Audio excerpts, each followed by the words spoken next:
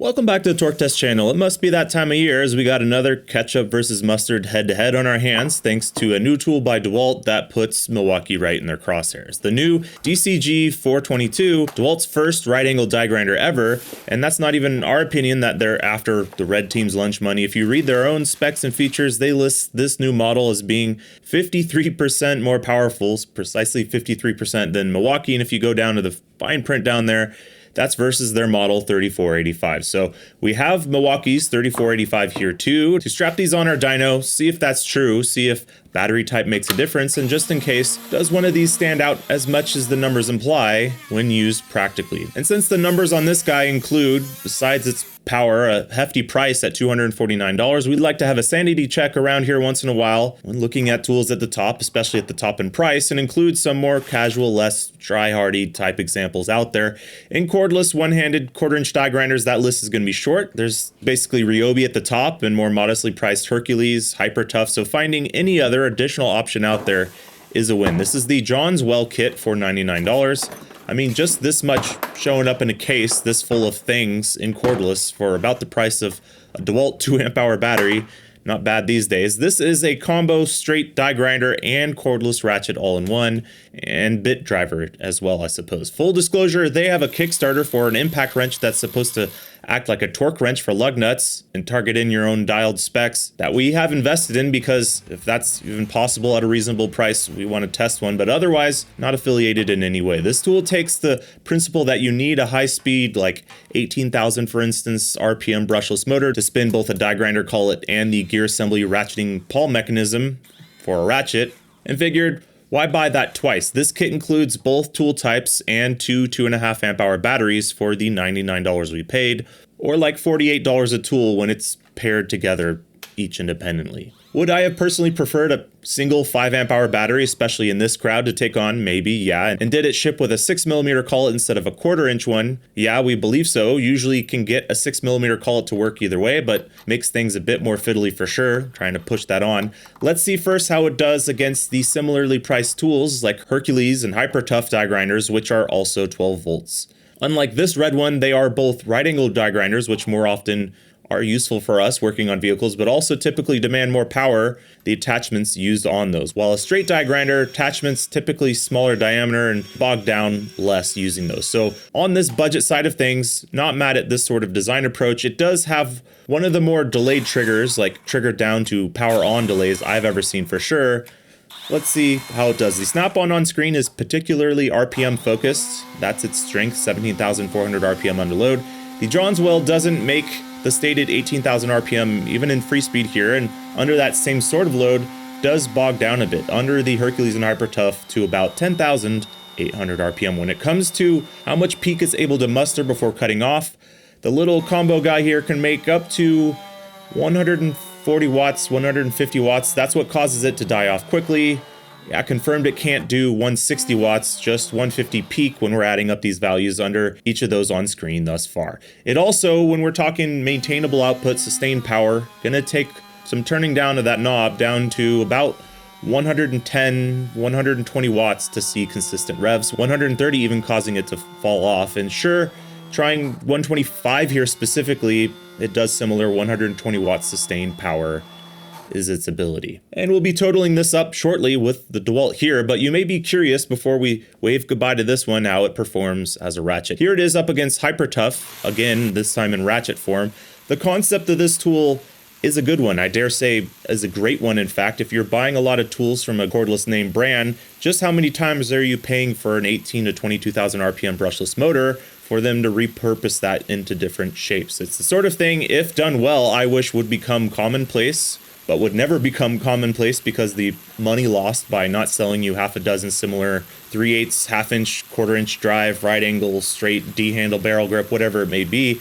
So does this model wipe the floor of the competition? By all metrics we can tell, no, but when it comes to potentially cost-saving ideas like this, universal batteries, those included, it's the potential that we like and want to encourage around here. This model is going to finish behind the 279 seconds of the Hyper Tough with 301 seconds, which is just about the slowest to date. And when it comes to torque, it's going to make similar to an M12 high speed, just without all that speed. Well, under that, in fact, when torque 23 foot-pounds. The shocking thing is, by hand, wasn't able to kill this one. In fact, it's just about tying with the smallest head size that hasn't broke by hand use to date. Would not have called that for something that's interchangeable. Does it place, including all these metrics like weight, price included, near the bottom? Yes, it does. But also, this is a sort of tool that design-wise is already there. It can be done. If they offered a larger battery with this tool or really swapped in M12 brushless motor levels of power, everything else it does would become next level better. So really it's just a top level motor and battery away from being great stuff. Imagine tool brands being brave enough to pull all this off when they come out with a Gen 2 or Gen 3 more capable tool body and motor. They could just sell you that, and then all your tools this size get upgraded with the attachments they already have. I know, dreaming, and some have tried this similar. Didn't really take off, it seems, but I like to imagine a rosier future where this is the standard and we're not all paying $200 to $300 per tool anymore.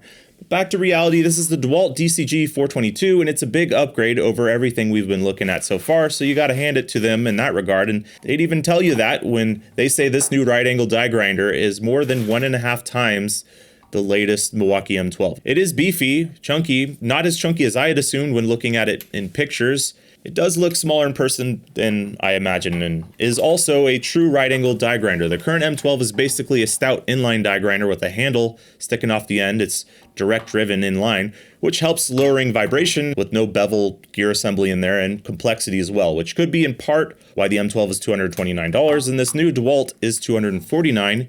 Yes, we're not in Kansas anymore. These are top of the heap sort of tools. This allows the DeWalt to be far smaller in the head. The business end, we're more often trying to fit into places. We're talking 4.3 inches, 110 millimeters on this guy versus 3 inches, 76.7 millimeter on the new one. This sort of difference is noticeable, even more so with attachments in the tool when you're using them. The heads are a similar story on the widths.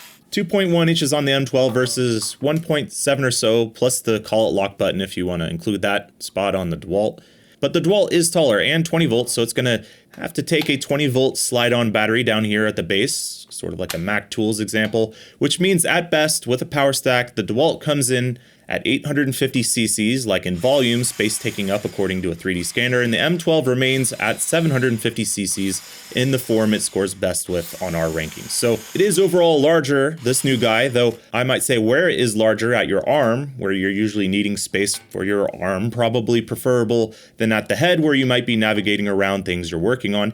It's even smaller here than the Hercules 12 volt compared to just the body on that thing. Both have 4 modes, power settings and locking collets with a quick, easy push button lock.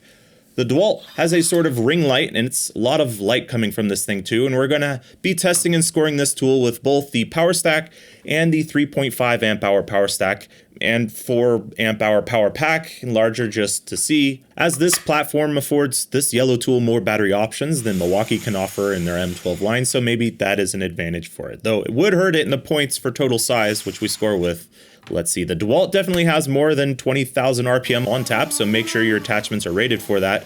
Under load though, same as the others, that load, it puts up just about 18,500 RPM, similar to the M12. You'll definitely see the benefit on bits and attachments that prefer higher speed to work well when used on this tool. So let's get to turning things up until it falls on its face. When we get to a combined 330 watts, the tool cuts off. RPM was looking okay, and at 320 it still feels and sounds strong, but it hits a wall at 330 and calls it quits. Above the M12, but I mean, well, let's give her another go with the 3.5 amp hour power stack, another very compact, spicy battery that Milwaukee M18 should probably start offering at some point. Stuff this size, they seem to be focusing on heavy batteries only lately. With a 3.5 amp hour on the tool, it makes the RPM now about 19,100, 19,000 RPM under load. That's very good. And we're going to get past 330 now, up to 340 watts and 350 watts. 360 makes it cut out. Unsure if that's heat, but I think it has more to do with RPM, what it's being bogged down to. Usually around 15,500, 15,600.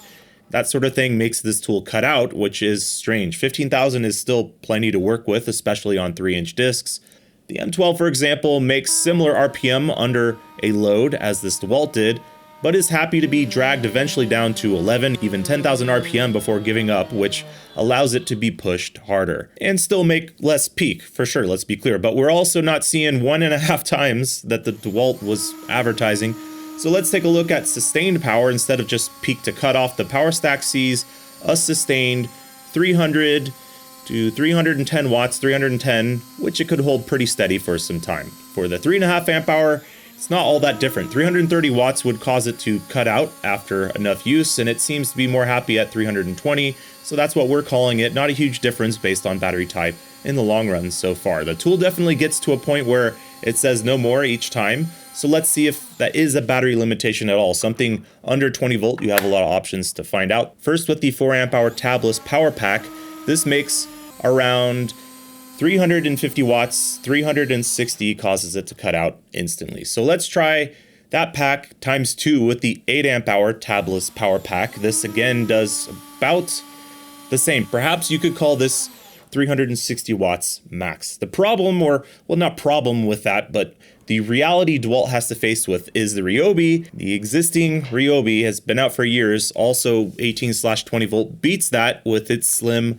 4 amp hour tabless edge battery, all the way up to 20,900 RPM under load and a full 390 watts peak.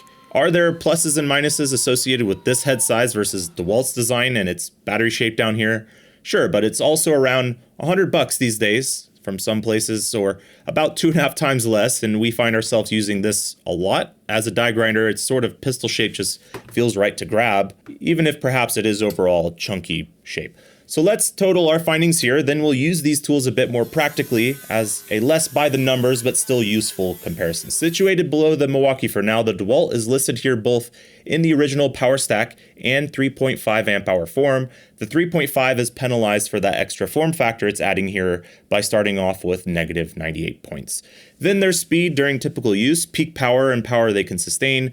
That's all going to total 740, 763, and yeah, 327 for the Johnswell, putting that near the bottom, in the DeWalt near the top in its highest scoring form. Above the Milwaukee, now is the Milwaukee 12 volt, yes, and unlike their ratchets, that's probably helping a lot when this is mainly just a big brushless motor spinning away as fast as it can. And if Milwaukee makes an 18 volt, we'd be happy to test that, but this DeWalt still situated below the other TTI made 18 volt right angle die grinder. The Ryobi still in first up here, which is also the lowest cost cordless on this whole group up here. So there's a few things we think we can confirm. Is this new DeWalt more powerful in peak than the Milwaukee? Yes. Is it more powerful than the Ryobi? No. Is it 153% more powerful than the Milwaukee? Also, from everything we can measure and tools tested as well, it's a great channel you should go check out. We believe the same goes there. Also, it's going to be a no. In use, and this is a bit more subjective, even if we're timing a task like this, for example, removing the paint off of this same length using a new surface prep disc for each tool, how perfect you want to get all this looking before you decide to stop, how much pressure you apply is all unavoidably human. The DeWalt does stop sometimes, more often than you might hope, just trying to quickly do a task, causing it to take, we find, longer on the yellow tool than when using the red tool. And on a flap disc, removing mill scale from this steel, on a dyno the DeWalt can reach a higher number, but it also has a hair trigger for being bogged down. It's sensitive to that and will cut out if you briefly dip below or around 15,000 RPM for any reason, even for a split second. Should this be a surprise? Perhaps not. Milwaukee's first models sort of did the same thing. It can be annoying.